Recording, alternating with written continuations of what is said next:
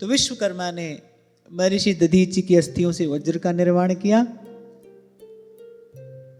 और जब देवताओं ने भगवान की कृपा का बल लेकर दैत्यों पर आक्रमण किया तो उनका सफल होना निश्चित ही था। अब दैत्य जो प्रयास करते हैं, जो प्रहार करते हैं, वो सब व्यर्थ हो रहा है, सब निष्फल हो रहा है। क्यों? क्योंकि अब देवताओं के साथ भगवान की कृपा है। यहां एक बात समझने की है, जब जीव पर भगवत कृपा अवतरित होती है तब ऐसा नहीं होता कि दुख ना आए, ऐसा नहीं होता कि कोई स्थिति प्रतिकूल कभी हो ही ना। अब यहां भी देखो, दैत्य आक्रमण तो कर रहे हैं पर वो सब निष्फल हो रहे हैं। दुख आपको दुखी ना करे, मानो निष्फल हो गया।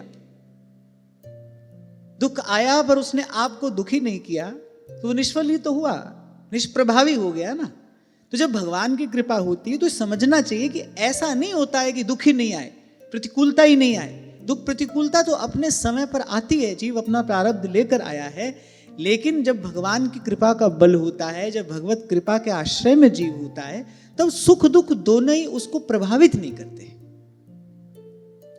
उसकी गति मति प्रभु के चरणों में स्थिर रहती है, मन शांत रहता है।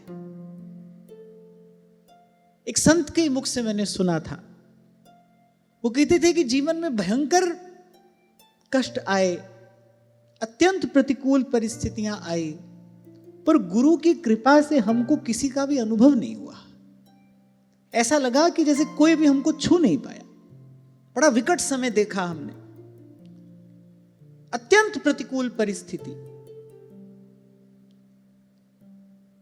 पर गुरुदेव की कृपा ऐसी रही कि कोई भी दुख हमको दुखी नहीं कर सका, कोई भी पीड़ा हमको पीड़ित नहीं कर सकी। अब देवताओं के साथ भगवान का बल है, भगवान की कृपा है। दैत्य पूरी शक्ति से आक्रमण कर रहे हैं, लेकिन सब व्यर्थ है। सर्वे प्रयासा अभवन् विमोहाः कृताः कृता देवगणेषु दैत्यैः कृष्णानुकूलेषु यथा महत्सु क्षुद्रैः प्रयुक्ता रुशति रुक्षवाच। बड़ा ही सुंदर श्लोक है, भगवान वेदव्यास कह रहे हैं। और जब दैत्यों ने देखा कि भाई हमारा तो कोई भी प्रहार सफल नहीं हो रहा है, पूरी शक्ति उन्होंने लगा दी, पर आज तो देवराज और देवसेना का बल, पौरुष, पराक्रम कुछ विलक्षण ही है। क्यों ना हो, भगवान की कृपा साथ में है। तो बोले दैत्य बहुत डर गए, क्योंकि दैत्य लोग देवताओं को पराजित करने के लिए जो जो प्रयत्न करते, सब के सब निष्फल हो गए। और इसका कारण केवल एक ही है, क्योंकि आज देवताओं के साथ भगवान की कृपा है। तो यहां बड़ी सुंदर बात की, बोले कैसे निष्फल होते गए दैत्यों के सब प्रहार। बोले जैसे भगवान श्री कृष्ण के द्वारा सुरक्षित भक्तों पर शुद्र मनुष्यों के कठोर और अमंगलमय दुर्वचनों का कोई प्रभाव नहीं पड़ता। कृष्णानुकूलेषु यथा महत्सु क्षुद्रैः प्रयुक्ता रुशति रुक्षवाच। ऐसे महाप्रभु कहते हैं ना, जो पे कृष्ण चरण मन अर्पित करी है कहा नवग्रह रंक। अगर आप कभी ध्यान से बैठकर स्फुटवाणी की ये पहले 2 सवैया पढ़ो ना, तो प्रथम सवैया में महाप्रभु जी ने सब ग्रह अनुकूल करके दिखाए। और बोले अगर सब ग्रह अनुकूल हैं पर गोविंद छाड़ भ्रमंत दसों दिस, तो करिए कहा नवग्रह नीके। बोले सब ग्रह अनुकूल हैं, लेकिन श्री कृष्ण का भजन ही नहीं हो रहा है। बोले वो सब के सब अनुकूल ग्रह भी तुम्हारा क्या हित कर लेंगे,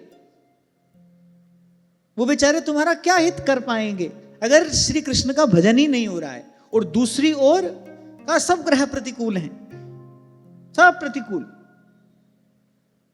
और बोले जो पे कृष्ण चरण मन अर्पित, तो करी है कहा नवग्रह रंग। और बोले सब प्रतिकूल हैं पर श्री कृष्ण हमारे पक्ष में खड़े हैं, श्री कृष्ण की हम पर कृपा दृष्टि है, हमारी जिह्वा पर श्री कृष्ण का नाम है, कान में श्री कृष्ण की कथा पड़ रही है, हृदय में प्रभु के चरणारविंद के प्रति गुरुजनों का प्रसाद स्वरूप कुछ भाव है, बोलिए ये सब हमारा क्या कर लेंगे? फिर करी है कहाँ नवग्रह रंग। और यहां तो भगवान वेद व्यास ने इसकी प्रतिष्ठा ही कर दी। कृष्णानुकूलेषु, यदि श्री कृष्ण अनुकूल हैं, यथा महत्सु। क्षुद्र ही प्रयुक्ता रुषति रुक्षवाचः, बोले क्षुद्र मनुष्यों के कठोर और अमंगलमय दुर्वचनों का बोले कोई प्रभाव नहीं पड़ता। यहां भगवान वेद व्यास का तात्पर्य श्राप से है, श्राप से।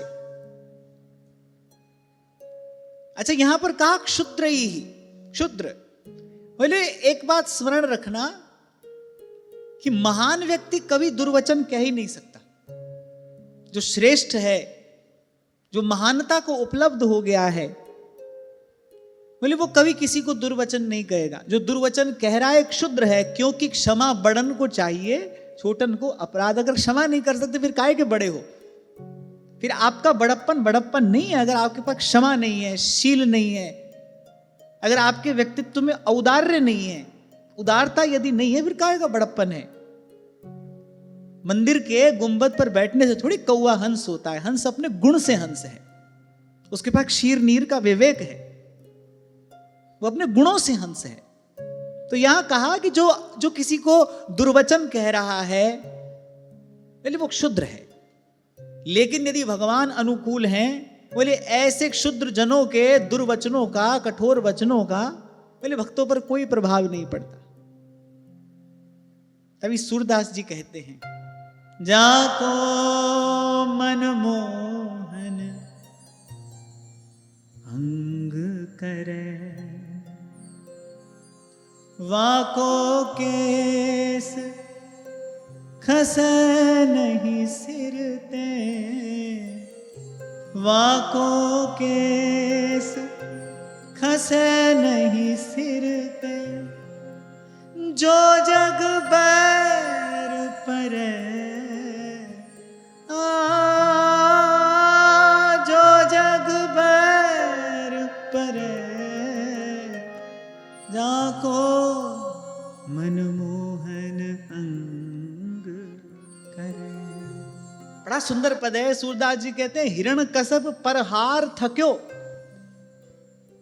बोले हिरण्यकश्यप ने प्रहलाद जी को मारने के कितने प्रयत्न किए, वो बेचारा प्रहार करते करते थक गया। बोले हिरण्यकश्यप परहार थक्यो, पर प्रहलाद न नेक डरे। प्रहलाद जी का कुछ अहित तो दूर की बात, पर प्रहलाद जी को किंचित भयभीत भी नहीं कर सका हिरण्यकश्यप। वो निर्भय रहे, निश्चिंत रहे। बोले प्रहलाद न नेक डरे, और अजहू लगी उत्तान पाद सुत। उत्तान पाद सुत अर्थात श्री ध्रुव जी। बोले अजहू लग उत्तान पाद सुत, बोले अविचल राज करे, जाको मनमोहन अंग करे। राखी लाज द्रुपद तनया की, कुरुपति चीर हरे, और दुर्योधन को मान भंग करी, बसन प्रवाह भरे, जाको मनमोहन अंग करे। बोले जो सुरपति कोप्यो ब्रज ऊपर, क्रोध न कछु सरे। वहां देवराज इंद्र अपने आसन पर बैठे खिसियाए जा रहे हैं कि हमने सांवर्तक मेघ भेजे। सांवर्तक मेघ वो होते हैं जो प्रलय के काल में वर्षा करते हैं, माने जो सारी धरती को डुबाने के लिए होते हैं ना, वो सांवर्तक मेघ होते हैं। उस समय के लिए उनको सुरक्षित रखा जाता है कि जब प्रलय काल उपस्थित होगा तब सांवर्तक मेघ बरसेंगे। हम तो केवल बोलते हैं ना मूसलधार, पर उस समय वस्तुतः मूसल की भांति धार गिरती है, तो वस्तुतः मूसलधार ही होती है। सांवर्तक मेघ जो बरसाते हैं वो मूसलधार ही होती है। वहां इंद्र खिसियाते रहे। सोचा तो ये था कि ब्रज का कण भी शेष नहीं रहेगा, और कौन मिटाए उसे जिसको राखे पिया। ठाकुर जी ने कहा ब्रज का एक कण यहां से वहां नहीं होगा। तो लगा जो सुरपति कोप्यो ब्रज ऊपर, बोले क्रोध न कछु सरे, और ब्रज जन राखी नंद को लाला, गिरधर बिरद धरे, जाको मनमोहन अंग करे। जाको बिरद है गर्भ प्रहारी, सो कैसे बिसरे, और सूरदास भगवंत भजन कर शरण गए उबरे, जाको मन मोहन अंग करे। भगवान की शरण पकड़िए, बड़ा अद्भुत संकेत है यहां। पहले तो भगवान के भक्त पर दुख सुख अपना प्रभाव नहीं डालते, दुख सुख आते हैं पर वो स्थिर रहता है, वो धीर गंभीर रहता है, भगवान के चरणों में उसकी मति स्थिर रहती है। और दूसरा, कोई मूड भगवान के भक्त का अहित करना भी चाहे, बोले कितना भी शक्तिशाली क्यों ना हो, वही वृत्रासुर तो है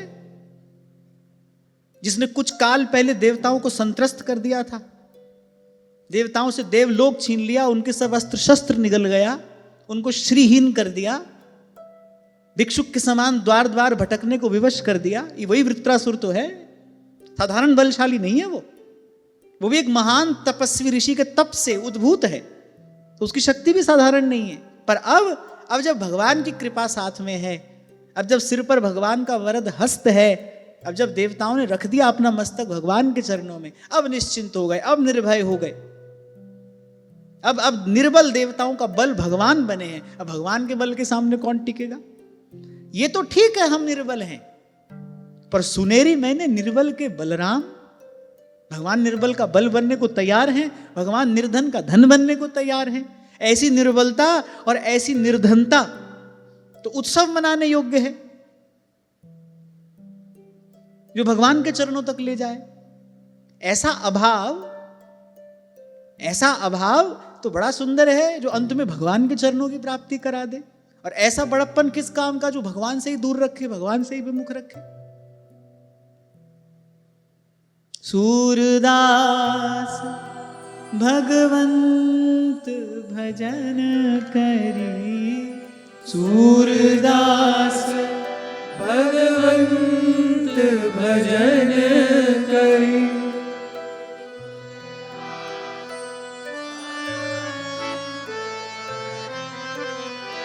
देखो, तो यहां से बात सुनकर जाते हो ना, अब वो शब्द तो जो के त्यों स्मरण रहे न रहे, पर ये संतों की वाणी है।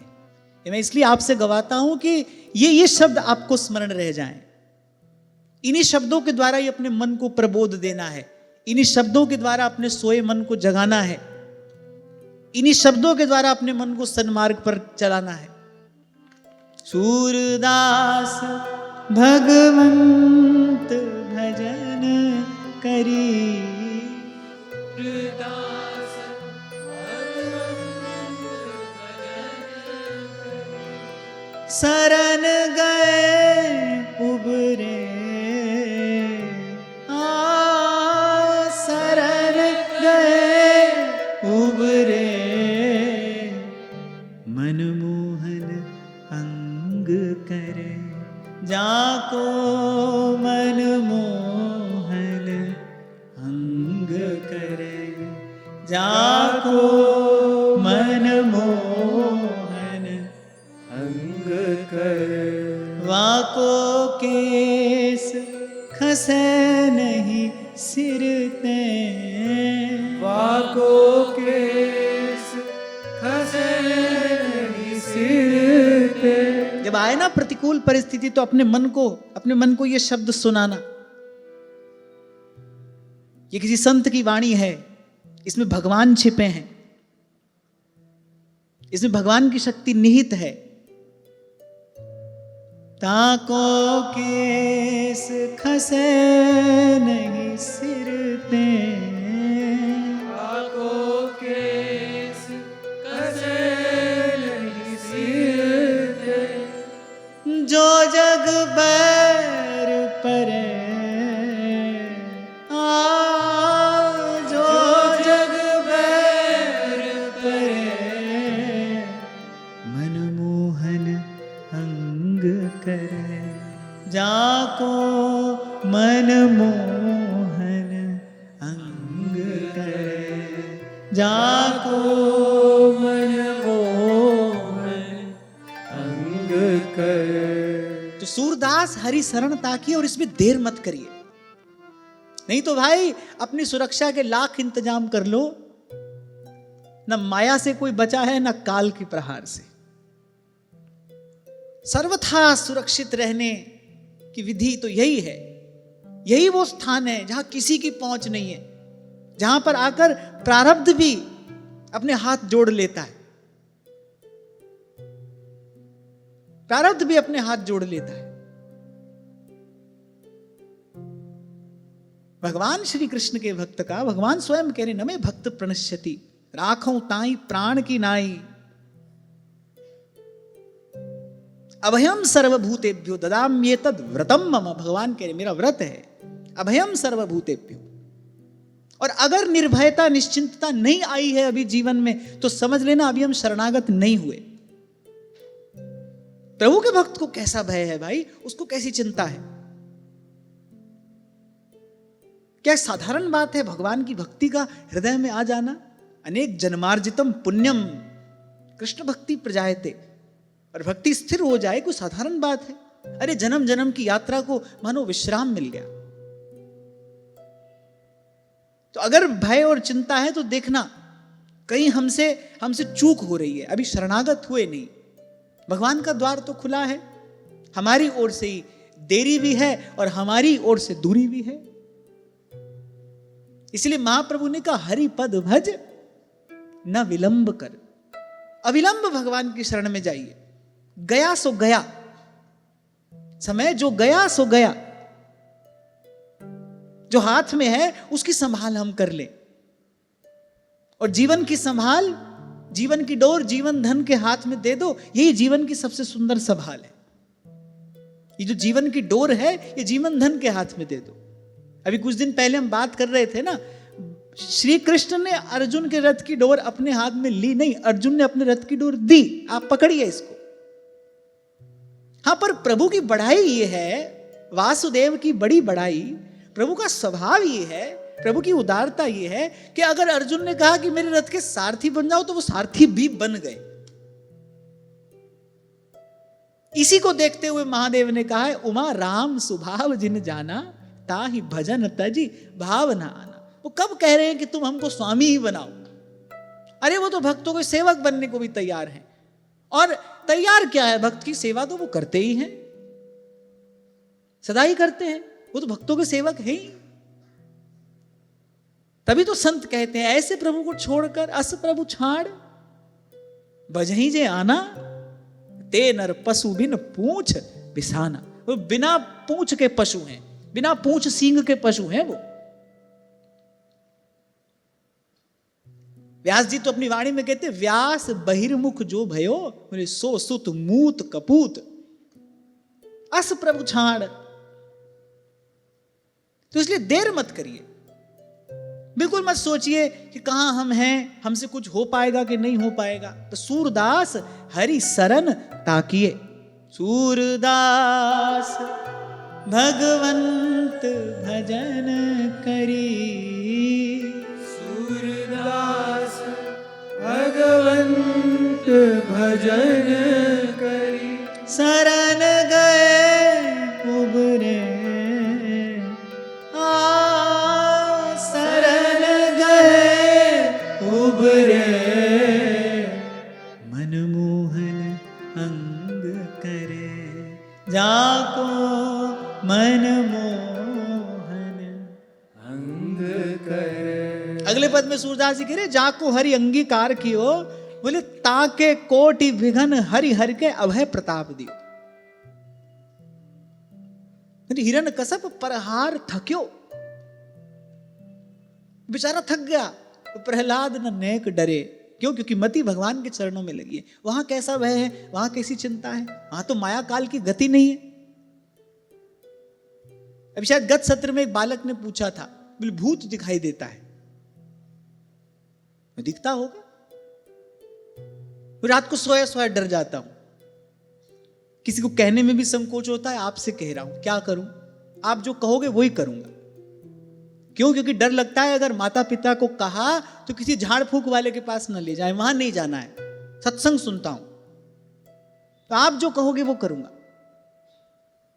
हमारे पास तो एक युक्ति है भाई, लेकिन वो युक्ति ऐसी है, एक औषधि बता देते हैं, वो औषधि समय पर लो और कुपथ से बचो। कोई भी रोग दूर करना हो तो समय पर औषधि लेनी चाहिए और कुपथ्य से बचना चाहिए। औषधि तो लो, पर अगर कुपथ्य से न बचो तो रोग दूर नहीं होता। भगवान का नाम औषधि है, और जीवन में रजोगुण तमोगुण बढ़ाने वाली जितनी वस्तुएं हैं उन सब से दूर हो जाओ, सात्विक जीवन बनाओ, भगवान का नाम जपो, कुछ काल तक ऐसा करके देखो, फिर भूत तुमसे डरेगा। अभी तुमको भूत से डर लग रहा है, फिर भूत तुमसे डरेगा, तुम्हारे सामने नहीं आएगा।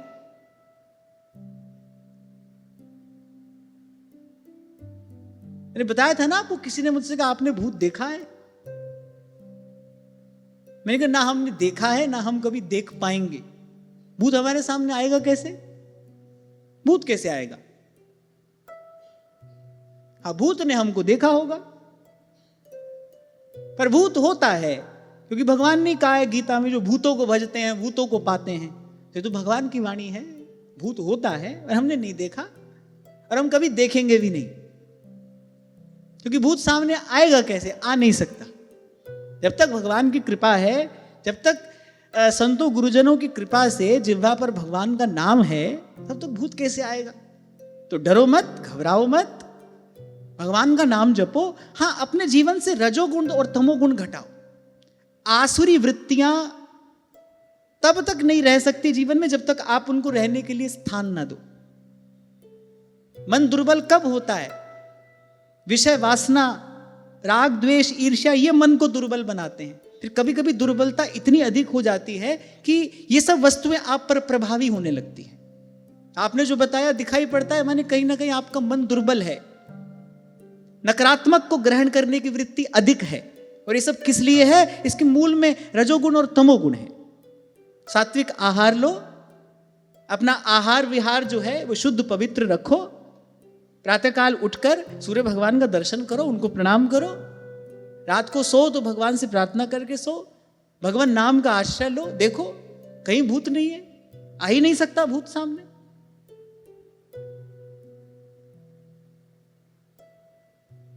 तो ये बात तो गांठ बांध कर रख लो। ताकों केस खसे नहीं सिर ते, ताकों केस खसे नहीं सिर ते, जो जग बैर पर जो जग बैर पर मनमोहन अंग करे, जाको मनमोहन अंग करे। हाँ, पर यहां सूरदास जी ने अंग करे कहा है। आपको याद हो कभी किसी सत्र में हमने चर्चा की थी, एक होता है वस्तु को स्वीकार करना, एक होता है वस्तु को अंगीकार करना। थोड़ा सा समझने की बात है। आपने ठाकुर जी को एक वस्तु निवेदन की, उनके सेवक ने, उनके पुजारी ने वो वस्तु लेकर रख ली, वस्तु स्वीकार हो गई। मान लो आपने कोई आभूषण सेवा में भेंट किया, लेकिन जब ठाकुर जी धारण कर ले तब वो वस्तु अंगीकार हुई। तो यहां सूरदास जी ने कहा है जाको मनमोहन अंग करे, इसको भगवान अंगीकार कर ले, यानी अपना ले भगवान। हमारा ये अब हमारा है। हमारे बाबा तो कहते थे किस लिए करना है भजन, बस एक बार ठाकुर जी के मुख से ये सुनना है तुम हमारे हो, बस। भजन किस लिए करना है, करते रहना है, कब तक करना है? बोले जब तक ठाकुर जी के मुख से ये न सुन ले कि तुम हमारे हो, क्योंकि निर्भयता निश्चिंतता तो उसके बाद ही आएगी।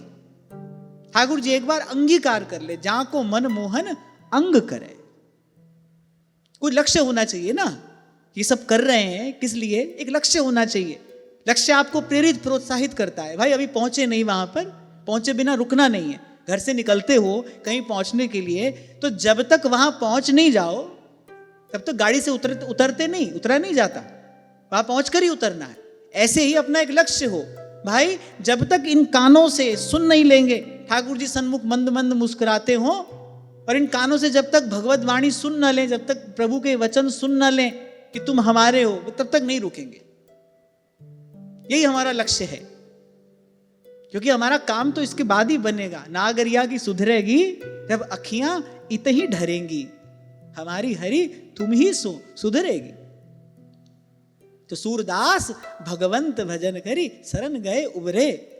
और कबीर जी तो कह ही रहे हैं, रे मन कर साहिब से प्रिय, रे मन कर साहिब से प्रीत, जितने शरण आए सब उबरे। जितने शरण आए सब उबरे। आपको बहुत बार अस्वीकार किया होगा संसार ने, क्योंकि आपके अंदर योग्यता नहीं है, आपके अंदर पात्रता नहीं है, आपके अंदर कोई गुण नहीं है। इस आधार पर आपको संसार ने बहुत बार अस्वीकार किया होगा, बहुत बार आपका तिरस्कार किया होगा, बहुत बार आपका अपकार किया होगा। पर मेरे प्रभु के दरबार में ऐसी घटना आज तक नहीं घटी कि यह देखकर किसी को निकाल दिया गया हो कि इसमें कोई गुण नहीं है, इसमें कोई योग्यता नहीं है, इसमें कोई पात्रता नहीं है। वहां की रीति तो उल्टी है, ए दरबार दीन को आदर। रीति सदा चली आई, बोले सदा से ही उस दरबार की यही रीति है, दीन को आदर। जो साधन संपन्न है वो वहां पीछे खड़ा है।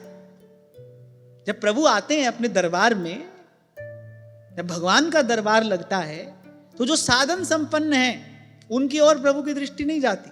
जो साधन शून्य है, सर्व साधन शून्य, ना कुछ किया है ना उनमें कुछ करने की योग्यता है, बस किसी संत की कृपा की बयार में बहकर प्रभु के दरबार में आ गए हैं, बोले उनका वहां पर पहले आदर होता है। तो हम जैसे हैं तैसे हैं, पर जितने शरण आए सब उबरे। हाँ, पर पहली बात क्या है, बोले शरण आए। रे मन कर साहिब सुप्रीत, रे मन कर साहिब सो प्रीत। कितनी दुर्दशा है जीवन की। बार बार संसार से अपमानित होते हो, फिर उसी के पीछे जाते हो। नाम देते हो उसको कर्तव्य का, नाम देते हो उसको, हाँ भाई हमारी ममता है बालक में, बालक नहीं सुनता तो हम क्या करें। ममता नहीं है, ये कर्तव्य भी नहीं है, ये सिर्फ मन की दुर्बलता है। ये ममता नहीं है, दुर्बलता है। क्योंकि विषय भोग के कारण, विषय वासना के कारण मति मलिन हो गई, दुर्बल मन है, और उसके पास और कोई विकल्प नहीं है। बेचारा क्या करे, फिर वहीं दौड़ लगाता है। कोई ममता नहीं है ये, और ममता के लिए संसार है भी नहीं। तुलसी ममता राम सु, समता सब संसार, ममता राम सु। तो ये ना ममता है ना कोई कर्तव्य है, ये सब मन की दुर्बलता है। बार बार संसार से अपमानित होते हो, प्रताड़ित होते हो, फिर उसी के पीछे दौड़ते हो। यहां देखो, जितने शरण आए सब उबरे। प्रभु ने आज तक किसी को ना कहा ही नहीं, और सबकी समाई है यहां। सूरदास जी तो कहते हैं, अजामील गीध व्याध, इनमें कहो कौन साध। इनमें बताओ कौन साधु है। अजामील गीध व्याध, जो सौभाग्य भगवान के स्वयं के पिता को नहीं मिला, वो गीधराज जटायु को मिला। गोद में भगवान का सिर है, और गीध कोई बड़ा पवित्र पक्षी तो नहीं होता, मांस का भक्षण करने वाला है, दृष्टि भी उसकी अपवित्र है, मांस पर ही पड़ती है, घोर तमोगुण है।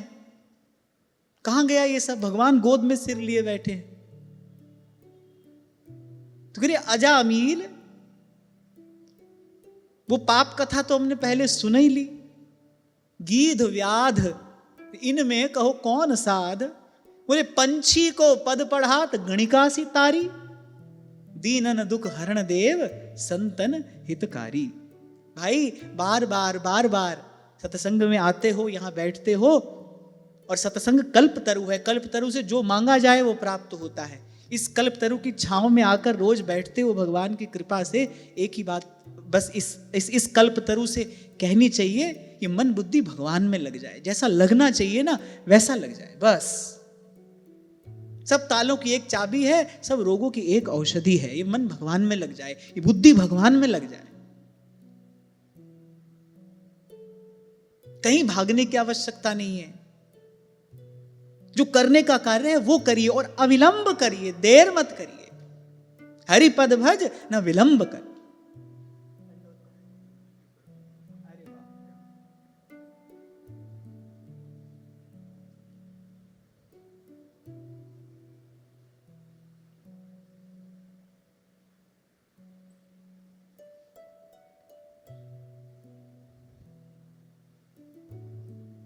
तो बड़ा सुंदर श्लोक है और सही कहा बुद्ध जनों ने। श्रीमद् भागवत का एक एक श्लोक अमृत है। यक्षणवताम रसज्ञानाम स्वादु स्वादु पदे पदे। ये कथा नहीं है, ये कथामृत है। कृष्णानुकूलेषु यथा महत्सु शूद्रैः प्रयुक्ता रुषति रुक्षवाचः।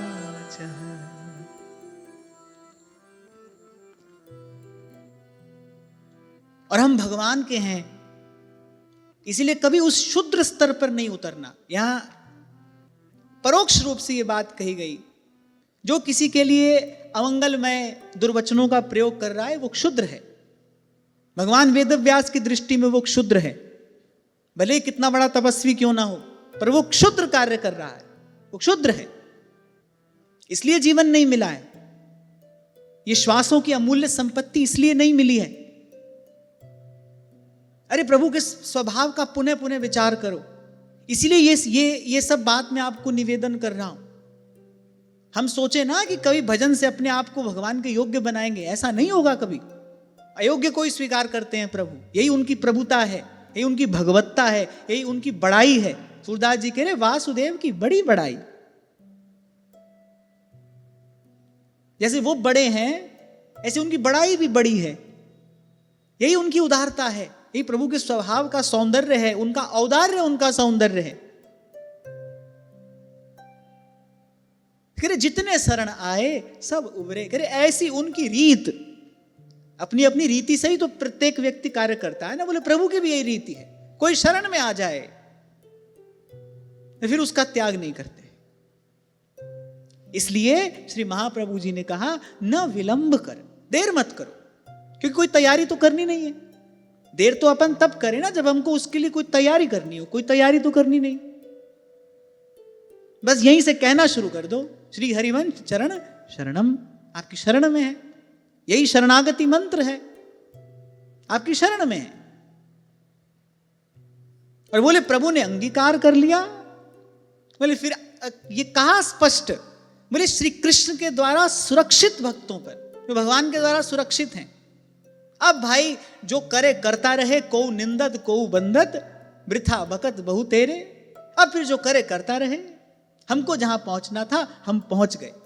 व्यास जी कहते हैं हम श्री जी के चरणार विंद की छाया में पहुंच गए। अब व्यास न देत असीस सराप, दोनों से मुक्त। तो जब भगवत विमुख असुरों ने अपना प्रयत्न व्यर्थ देखा तो बेचारे उत्साह रहित हो गए। यही थे जिन्होंने दमन कर दिया था देवताओं का। आज देवताओं के साथ भगवान का बल है, आज देवताओं के साथ भगवान की शक्ति है। उनका उत्साह, उनका पौरुष, उनका पराक्रम देखते ही बनता है। अब दैत्य बेचारे सारे उत्साह रहित हो गए। वो जो शौर्य का अभिमान था सब चूर चूर हो गया। देखो एक बात और यहां समझ लेने की है कि हमसे यदि कोई श्रेष्ठ कार्य हो रहा है तो कभी ना भूलो कि कराया जा रहा है, कोई करा रहा है हमसे। कोई बड़ा छोटा नहीं होता भाई। समय हो तो बलवान, समय बड़ा छोटा करता है। बोले बिहसी महेश तब, बोले ज्ञानी मूढ़ न कोय, जी जस जग रघुपति करही, तीछन सो तस होए। सबई नचावत राम गुसाई। यही दैत्य थे, यही दैत्य थे। भयभीत कर दिया देवताओं को, संत्रस्त कर दिया। आज यही दैत्य हैं। सब प्रयास, सब प्रयत्न निष्फल हो रहे हैं, कुछ काम नहीं आ रहा है। देवताओं का शौर्य देखकर बेचारे भयभीत हो गए, वस्तुतः उत्साह रहित हो गए, डर गए। एक ही कारण है। क्या कारण है? भगवान की कृपा कैसे मिली? क्योंकि देवताओं ने भगवान की शरण ग्रहण की। गत सत्र में हमने यही चर्चा की थी ना, पूर्व के अध्याय में यही प्रसंग तो आया। देवताओं ने कहा कि यद्यपि दैत्य भी आपकी विभूति हैं, पर आप हमारी सहायता क्यों करें प्रभु? क्योंकि हम आपकी शरण में आए हैं। हम आपके द्वार पर अपना सारा अभिमान छोड़कर, अपनी सारी बड़ाई चतुराई एक ओर रख के, अब हम दीनहीन होकर आपकी शरण में आए हैं, इसलिए आप हम पर कृपा करिए। जीव यही नहीं कर पाता। रजोगुण तमोगुण बढ़ता है तो आसुरी वृत्तियां बढ़ती हैं। आसुरी वृत्ति अर्थात अभिमान का इतना बढ़ जाना, उसको लगता है भाई मैं ही करने वाला हूं और सब मैं ही कर लूंगा। और फिर माया का प्रहार होता है, फिर संस्कृति में आकर पड़ता है और इसी दुष्चक्र में फंसा रहता है। इसलिए ध्रुवदास जी ने कहा, सकल सयानप छाण भज, दुर्लभ है यह बार। अपनी सारी बड़ाई चतुराई छोड़कर लेखे गणित न छुट्टिए, खिणखिण पुल्लणहार, बख्शन हारा बख्श दे, नानक पार उतार। हम दीनहीन होकर प्रभु आपकी शरण में आए हैं। कोई हंसता है तो हंसने दो, कोई आपको दुर्बल मानता है उसको मानने दो, पर ध्यान रखना, हारे को तो हरि मिले और जीता जम के द्वार। यही, और मैं कहता हूं यही देवत्व है। देवताओं में और दैत्यों में भेद क्या है कि जब विपदा आती है तो देवता अपनी बड़ाई चतुराई छोड़कर भगवान की शरण में चले जाते हैं। मैं कहता हूं मनुष्य के जीवन में भी यही देवत्व है। भूल जाए भटक जाए कोई बात नहीं, पर भूल भटक कर फिर सन्मार्ग पर आने में देर ना करे, भगवान की शरण में जाने में विलंब ना करे। यही देवत्व है। भगवान से विमुख रहे, यही आसुरी वृत्ति है। अपने अभिमान में चूर, भगवान से दूर, बस यही आसुरी वृत्ति है। और ध्यान रखना एक बात, यह सदा सर्वकाल में सत्य है कि जहां पर कृपा राम की हुई, अंत में भाई विजय तो उसी की है।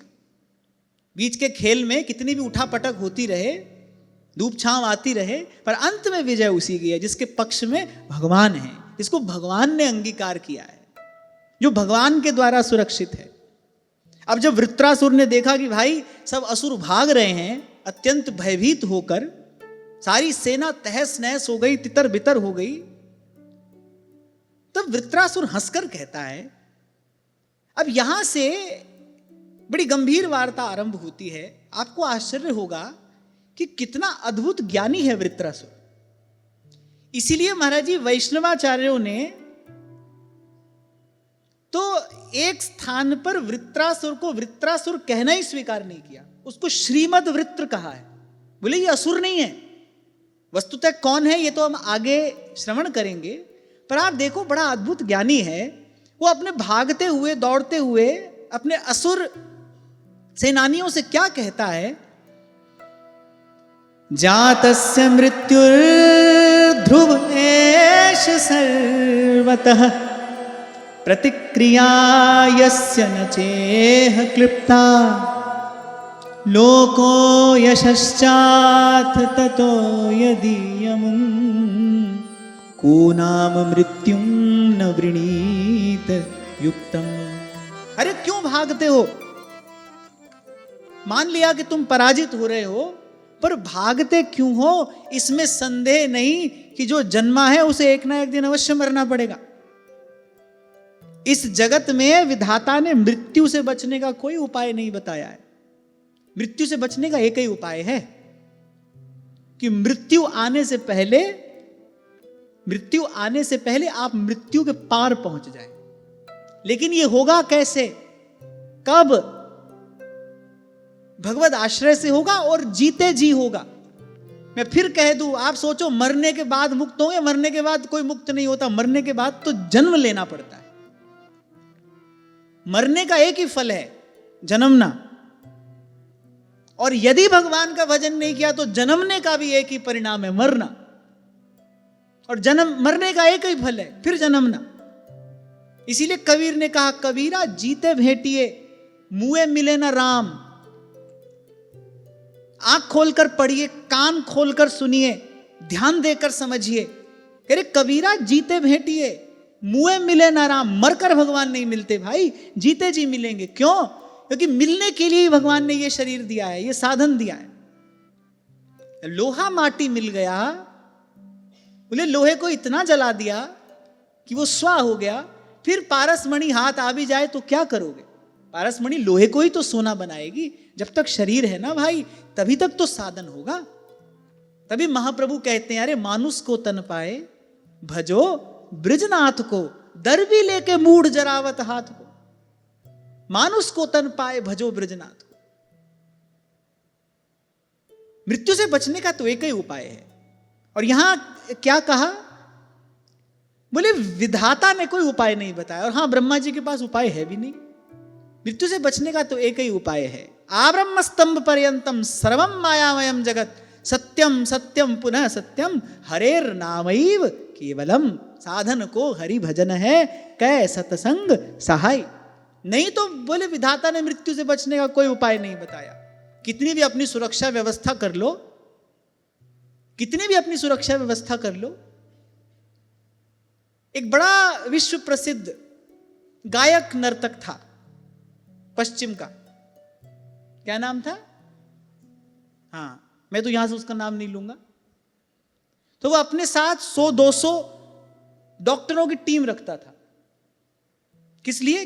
कि ये मुझे मरने से बचा लेंगे। करोड़ों रुपया उसने जीवन भर में खर्च किया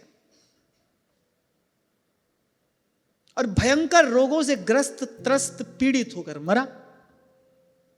मृत्यु से बचने का भी कोई उपाय है? इसलिए यदि सुरक्षित रहना है तो फिर एक ही तरीका है भाई, श्री कृष्ण हमारे अनुकूल हो जाए। कृष्णानुकूलेषु यथा महत्सु शुद्रैः प्रयुक्ता रुषति रुक्षवाचः। श्री कृष्ण अनुकूल हो जाएं। तुम कृपा जहां पर अनुकूला, ताहि न व्यापि त्रिविध भव सूला। ताहि न व्यापि त्रिविध भव सूला। तो बोले जब मृत्यु से बचने का कोई उपाय है ही नहीं तो मूर्खों भाग क्यों रहे हो? बोले यदि मृत्यु के द्वारा स्वर्गलोक और सुयश की प्राप्ति होती हो तो ऐसी मृत्यु का तो वर्ण कर लेना चाहिए। और फिर आगे वृत्रासुर कहता है कि संसार में 2 प्रकार की मृत्यु ही परम दुर्लभ बताई गई है। एक तो उस परम ब्रह्म को जानकर कोई जीवन मुक्त हो जाए, और दूसरी बोले युद्ध भूमि में शूरवीर की भांति लड़े और लड़ता लड़ता प्राण त्याग दे और स्वर्ग का अधिकारी हो जाए, सुयश का अधिकारी हो जाए। वे 2 ही प्रकार की मृत्यु श्रेष्ठ बताई है और सही है। या तो भाई भगवान को जान लिया, या फिर अपने कर्तव्य कर्म का पालन करते करते उत्तम गति को प्राप्त किया। इससे नीचे तो नहीं आना चाहिए। तो वृत्रासुर ने कहा कि भागते क्यों हो? बोले भाग कर तो अपयश के भागी होगे, और भाग कर भी आज मृत्यु से बच जाओगे तो कल मरना पड़ेगा। अब जब मरना ध्रुव सत्य है, जब मरना ही है, तो क्यों ना युद्ध में लड़ते लड़ते वीर गति प्राप्त की जाए। कम से कम ऐसी मृत्यु के परिणाम स्वरूप स्वर्ग और सुयश की प्राप्ति तो होगी। यहां एक और गूढ़ संकेत है कि भाई अगर हम परम धर्म का पालन नहीं कर पा रहे हैं, मानो आज अभी मन हमारा प्रवृत्ति में लगा है, अभी सब कुछ छोड़कर भगवान का भजन करने की स्थिति हमारी नहीं है, तो कम से कम अपने कर्तव्य कर्म का तो पालन करो। ऐसा ना हो जाए कि इत व्यवहार न उत परमारथ, और बीच ही बीच जो जन्म गमायो। यहां एक एक श्लोक में आपके मेरे लिए कुछ कुछ रख छोड़ा है भगवान वेदव्यास ने। अगर सब कुछ छोड़कर भगवान का भजन नहीं हो रहा है तो भाई फिर अपने कर्तव्य कर्म का श्रेष्ठ रीति से ईमानदारी से पालन तो करो। देखो हमने पहले चर्चा की थी, एक विशेष धर्म है, एक साधारण धर्म है। विशेष धर्म तो यही है भाई कि भगवान का भजन किया जाए। बार बार यही बात कही जा रही है, भाई ये शरीर किस लिए मिला है? भगवान को प्राप्त करने के लिए मिला है, और तो इसका कोई प्रयोजन है ही नहीं। क्योंकि इसके अतिरिक्त तो जो मनुष्य के द्वारा किया जाता है वो पशुओं के द्वारा सहज में ही किया जाता है, बिना किसी चिंता के किया जाता है। तो विशेष धर्म तो यही है। पर अगर इसका पालन नहीं हो पा रहा है, फिर साधारण धर्म का ईमानदारी से पालन करो। साधारण धर्म का पालन करने से क्या होगा? विशेष धर्म का पालन करने की योग्यता प्राप्त हो जाएगी। अपने कर्तव्य का निर्वाह करिए ईमानदारी से। जो भी करना है भगवान की ओर दृष्टि रखकर करना है। आप दुकान पर भी बैठे हो तो दुकान आपकी नहीं है, प्रभु की है। आप प्रभु की दुकान पर बैठे हो, घर आपका नहीं है, प्रभु का है। इस प्रकार से अपने सारे जीवन को, अपने सारे कार्य को, अपने व्यवहार को, अपनी वृत्ति को भगवान से जोड़ना है। एक बात पक्की है भाई, चाहे योगी हो, चाहे ग्रस्त हो, चाहे विरक्त हो, कल्याण तो भगवान से जुड़ने पर है। ये तार भगवान से जुड़े तभी जीव का कल्याण है, तभी उसका मंगल है, तभी जीवन में आस्तिक भाव की वृद्धि होती है, तभी शुभ मंगल का संचार होता है। सब मंगलों का मूल तो भगवान है, भगवान है, भगवान है। तो ऐसे नहीं कर सके तो वैसा करो। तो वृत्रासुर ने कहा भाई दो ही प्रकार की मृत्यु श्रेष्ठ है, अब हम योगी तो है नहीं, हमारे लिए तो युद्ध भूमि में लड़ते लड़ते अपने प्राण त्याग देना ही श्रेयस्कर है। तो यहां से भागते क्यों हो? पर आज उसकी बात कौन सुनने वाला था? यही सैनिक उसके एक संकेत पर अपने प्राण देने को तैयार रहते थे, और आज यही सैनिक युद्ध में उसी को पीठ दिखा दिखा कर भाग रहे हैं। क्यों? क्योंकि भाई भगवान अनुकूल नहीं है। मनुष्य को बड़ा अभिमान होता है अपने बल, अपने पुरुषार्थ का। देखो मैंने ये किया, देखो मैंने वो किया। अरे कोई करने वाला है जो तुमको निमित्त बनाकर करा रहा है, उसकी ओर देखो। कहो नानक सब तेरी वड्याई, कोई नाम न जाने मेरा। पर अब वृत्रासुर को समझ में आ गया कि भाई अब समय मेरे अनुकूल नहीं है, अब समय मेरे प्रतिकूल हो गया है, अब भगवान मेरे अनुकूल नहीं है। ये इंद्र जो आया है कि भगवान का बल, भगवान की शक्ति लेकर आया है, और जाको मन मोहन अंग करे, जाको मन मोहन अंग करे। अब इनको भगवान ने अंगीकार कर लिया है, अब इनका कुछ बिगाड़ तो नहीं पाऊंगा, तो अब तो इनसे लड़ते लड़ते मर जाना ही श्रेष्ठ है। अब उसने देवताओं के बिल्कुल सन्मुख होकर देवताओं पर अस्त्र शस्त्रों का भी और अपनी वीरवाणी से, अपने शब्दों का भी प्रहार करना आरंभ किया। अच्छा, युद्ध में यह भी युद्ध कौशल होता है, ऐसी ऐसी बात की जाए, ऐसे ऐसे शब्द कहे जाएं कि वो जो शत्रु है ना वो हतोत्साहित हो जाए, उसका उत्साह ढीला पड़ जाए। तो एक बड़ी अद्भुत बात यहां पर कही है। वृत्रासुर कह रहा है अपने सैनिकों को देखते हुए देवताओं से, किम व उच्चरितैर मातुर धावद्भिः पृष्ठतो हतैः नहीं भीत वधः श्लाघ्यो न स्वर्ग्यः शूरमानिना। अच्छा, दैत्य भाग रहे हैं, देवता उन पर प्रहार किए जा रहे हैं। देवताओं को तो आज किसी भी प्रकार से दैत्यों को नष्ट करना है, और वो उत्साह में भरे हैं। भगवान ने कहा जाओ तुम्हारा मंगल होगा, भगवान का आशीर्वाद पाकर आए हैं। तो उसने कहा अरे क्षुद्र देवताओं, बोले इन पर पीठ पीछे तुम प्रहार कर रहे हो, बोले ये कोई वीर हैं?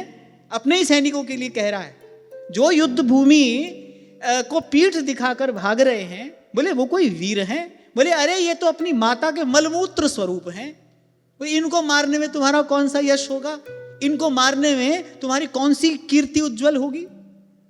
ये वृत्रासुर ये सब क्यों कह रहा है? देवताओं का उत्साह क्षीण करने के लिए। यद्यपि वो जानता है अब समय मेरे प्रतिकूल है, मुझे मरना है, मेरी मृत्यु ध्रुव सत्य है, लेकिन फिर भी वीर की भांति डटकर खड़ा है। और यहां गूढ़ार्थ क्या है? जो अपने धर्म का पालन नहीं कर रहा है ना, वस्तुतः भाई मनुष्य नहीं है। क्या है? बोले मलमूत्र का पिंड ही है, और यही बात व्यास जी ने कही, बोले भक्त भयो सो पूत, बोले भक्त भयो सो पूत, और व्यास बहिर्मुख जो भयो सो सुत मूत कपूत। गोस्वामी जी कहते हैं, बोले अगर भजन नहीं किया तो जननी जोबन बिटप कुठारू, बोले ऐसी संतान संतान कहलाने योग्य नहीं है। क्या है? बोले जननी जोबन बिटप कुठारू, बोले जननी के यौवन रूपी वृक्ष के लिए कुल्हाड़ी है वो। बोले व्यर्थ ही अपनी जननी का तेज गंवाया। जननी जने तो भक्त जन, और कै दाता कै सूर, नहीं तो जननी बांझ रहे काहे गंवावे नूर। देखो यहां पर एक बड़ी सुंदर बात हमको प्राप्त होती है कि हमारे यहां की वैदिक सनातन व्यवस्था में विवाह कोई दिन रात भोग भोगने का लाइसेंस नहीं है। व्यक्ति सोचता है कि भाई हम क्या हुआ, हम दिन रात भोग में लगे, हम तो पति पत्नी हैं। पति सोचता है कि भाई मैं तो केवल जो कर रहा हूं अपनी पत्नी के ही साथ में कर रहा हूं, पत्नी भी यही सोचती है। पर ऐसा है नहीं। विवाह दिन रात भोग भोगने का लाइसेंस नहीं है। विवाह कामना की पूर्ति के लिए नहीं, विवाह कामना की निवृत्ति के लिए की हुई एक व्यवस्था है। अब जो निवृत्ति परायण है, जिसकी पूर्व की साधना दृढ़ है, जो दृढ़ संकल्पी है, वो तो भाई चल लेगा। लेकिन साधारण व्यक्ति क्या करेगा? तो ऋषि मुनियों ने उनका विचार करने के लिए, जैसे मैं आपको छोटा सा उदाहरण देता हूं, साइकिल चलाना सीखते थे बचपन में, तो साइकिल 4 पहिए वाली रहती थी। 2 पहिया तो साइकिल के होते ही थे, 2 आजू बाजू भी लगे रहते थे दाएं बाएं, गिरने से बचाने के लिए। लेकिन जीवन भर थोड़ी वैसी साइकिल चलाई। जब तक साइकिल चलाना नहीं सीखे तब तक वो 2 पहिए रहे, उसके बाद वो हटा दिए गए। ऐसे ही पहले सब ओर से मन को एक में लगाया जाए और फिर धीरे धीरे उस एक से भी मुक्त होना है। यही तो कारण है कि अब संतान नहीं होती। हमारे बाबा कहते थे, बोले अब संतान नहीं होती, अब तो लड़का लड़की होता है, लड़का ही होता है। क्यों? क्योंकि माता पिता के जीवन में संयम नहीं है, उनका ही आचार विचार शुद्ध नहीं है।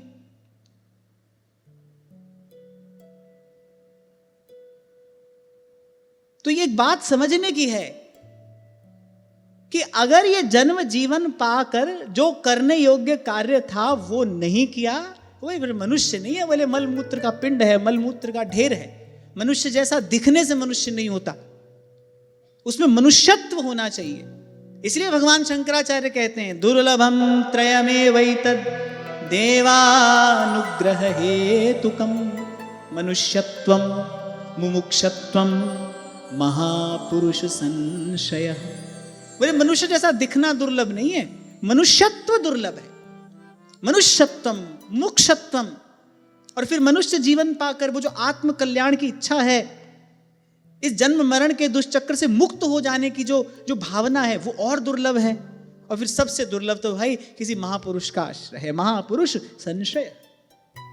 मनुष्यत्वम।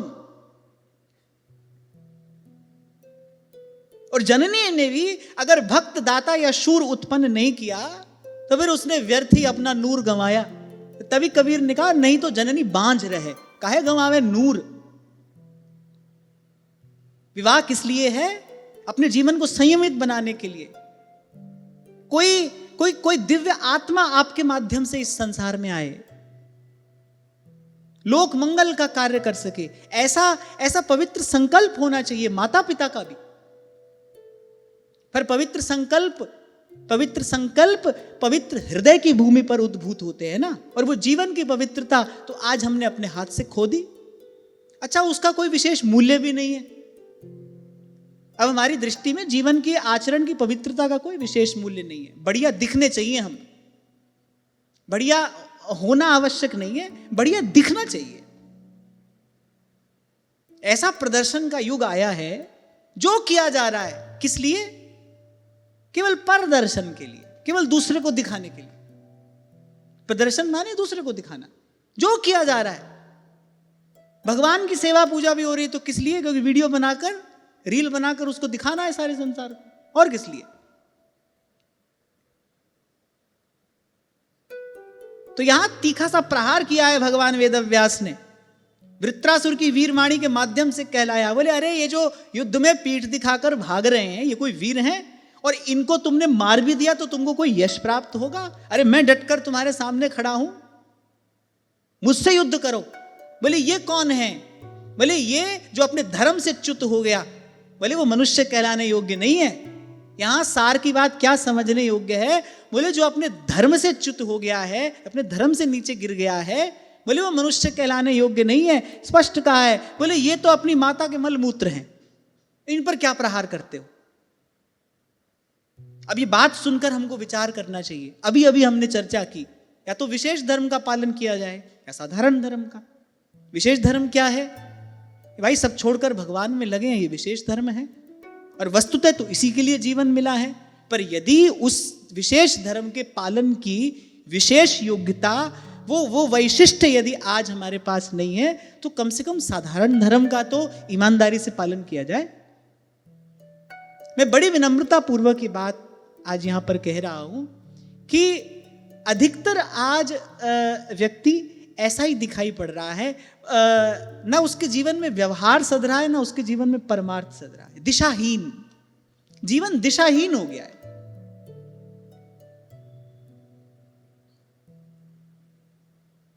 भाई बार बार ये जो कहना सुनना यहां हो रहा है कि केवल कुछ बातों की सिद्धि के लिए है। और मैं तो कहूंगा कुछ बातें भी क्या, दो ही बात हैं। संसार असार है, भगवान सार है। इन्हीं दो बातों की सिद्धि के लिए ये सब कहना सुनना है। दो बात हमको समझ में आ जाए, दो बातों का बोध हो जाए। संसार असार है, भगवान सार है। गत सत्र में भी मैंने आपको कहा था कि भाई असार के संग्रह से हमको बचना है, सार वस्तु का संग्रह करना है। और इसका अभ्यास करना पड़ेगा, क्योंकि जन्म जन्मांतर से असार की ओर हमारी दौड़ है, असार में रुचि है, असार की ओर ही हमारी वृत्ति है। असार के संग्रह के लिए हम प्रयास करते हैं और जन्म जन्मांतर का यह अभ्यास है। अब आदत पक गई है, अब उस आदत से छूटना है। तो पुरानी आदत से बचने के लिए क्या करना पड़ता है? नई आदत, नया अभ्यास। तो सार वस्तु का संग्रह करना है। व्यवहार में देखो, ये जो कर रहे हैं कोई सार वस्तु है कि असार है? असार है तो उसको छोड़ो, छोड़ते चलो। यही वस्तुतः वास्तविक त्याग है। असार का त्याग ही तो त्याग है, घर का त्याग थोड़ी त्याग है। मैं तो कई बार कहता हूं, आज एक समय था जब वन में रहकर भजन किया जा सकता था, आज वन ही नहीं है। जहां जाओगे वहीं भाई सर पर छत चाहिए कि नहीं, सब व्यवस्था चाहिए कि नहीं, सब चाहिए। हमको तो चाहिए भाई, हमको तो चाहिए, सब व्यवस्था चाहिए, छोटी बड़ी सब चीज की भी आवश्यकता है, सब चाहिए। ये कौन सा त्याग हुआ है? तो कोई त्याग नहीं हुआ। अब कोई सोचे कि हमने घर त्याग दिया, घर ही में रह रहे हैं भाई। ये संसार भी भगवान का घर ही है, सब यही रह रहे हैं। असार के संग्रह की वृत्ति, इसका त्याग करना है भाई। असार वस्तु का संग्रह नहीं करेंगे। रेमन हंसा मोती चुगना, अपने मन से यह कहना है। और सार वस्तु क्या है? भगवान का नाम रूप लीला धाम, ये सार वस्तु है। तो या तो सब छोड़कर लगे हम भजन में, पर वो न कर पाए तो कोई बात नहीं, अपने कर्तव्य कर्म का पालन करें। किस लिए करें? ताकि हमको विशेष धर्म, भगवान का भजन करने की योग्यता, सामर्थ्य हमको प्राप्त हो सके। मैंने अभी कुछ देर पहले कहा ना भाई, घर से निकले हैं तो कहीं पहुंचने का लक्ष्य होना चाहिए ना। ऐसे हम व्यवहार भी करें, उसका भी एक लक्ष्य होना चाहिए। व्यवहार का लक्ष्य क्या हो? भोग का साधन जुटाना व्यवहार का लक्ष्य ना हो। व्यवहार किस लिए कर रहे हैं? ईमानदारी से किस लिए अपना काम धंधा, दुकान, व्यापार सब चला रहे हैं? कि भाई इससे भगवान प्रसन्न होंगे, इससे हमको एक दिन भजन करने की योग्यता, सामर्थ्य प्राप्त होगी, अंतःकरण हमारा शुद्ध होगा, बुद्धि हमारी निर्मल होगी, ये मन भगवान में लगने योग्य बनेगा। यहाँ छल कपट करते रहेंगे, कैसे हृदय शुद्ध होगा? कैसे भगवान में लगने वाली बुद्धि हमको प्राप्त होगी? उसके लिए पवित्र आचरण करना पड़ेगा ना। तो जहां हो वहीं पर रहकर अपनी स्थिति का विचार करते हुए लगना है इसमें। अन्यथा देखने में मनुष्य हो, यहां कहा बोले नहीं, तो बोले माता का मलमूत्र है और कुछ नहीं। व्यास जी भी यही बात कहते हैं, बोले पूत मूत को एक मग, और भक्त भयो सो पूत, और व्यास बहिर्मुख जो भयो, बोले सो सुत मूत कपूत।